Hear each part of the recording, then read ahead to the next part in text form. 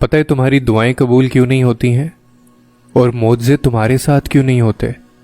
آدھے دل کے یقین سے کبھی معجزے نہیں ہوا کرتے۔ تم سب کچھ اللہ پر چھوڑ تو دو، اپنی ساری پریشانیاں اس کے حوالے کر دو، اور ساتھ ہی فکر مند بھی رہو کہ فریاد سنی جائے گی یا نہیں سنی جائے گی، دعا قبول ہوگی یا نہیں ہوگی، معجزہ ہوگا یا نہیں ہوگا۔ اللہ پر یقین کرنے کی نہ کوئی شرط نہیں ہوتی کہ اس پر کامل یقین کیا جائے، سارا معاملہ اس کے سپرد کر دیا جائے تو پھر سوال نہیں اٹھایا جاتا۔ تمہارا دل وسوسوں کے درمیان الجھنا نہیں چاہیے، دھتکار جانے کا خیال تمہارے دل میں نہیں آنا چاہیے۔ تمہارے دل کی ضد ہونی چاہیے کہ میں نے جہاں ہاتھ پھیلائے ہیں اس رب کی شان کے خلاف ہے اگر میں سوال کروں، اور مجھے یقین ہے کہ وہ مجھے خالی ہاتھ نہیں لوٹائے گا۔ اور تم یہ کیسے بھول جاتے ہو کہ تمہارے رب نے دن اور رات کی قسم کھا کر فرمایا ہے، نہ تمہارے رب نے تمہیں تنہا چھوڑا اور نہ تم سے ناراض ہوا ہے، اور ان قریب تمہیں اتنا عطا کرے گا کہ تم خوش ہو جاؤ گے۔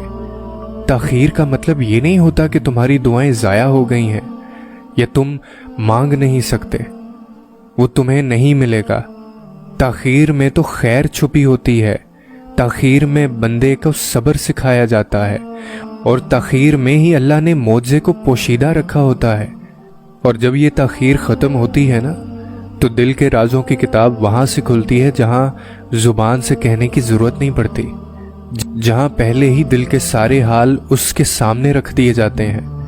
وہاں دل کی بات کرنے کے لیے لفظ نہیں ڈھونڈنے پڑتے، سوچنا نہیں پڑتا کہ کیا کہنا ہے، وہاں تو بس آنسو اپنی بات کہہ جاتے ہیں، دل کا حال جوں کا توں اللہ کے آگے رکھ دیتے ہیں۔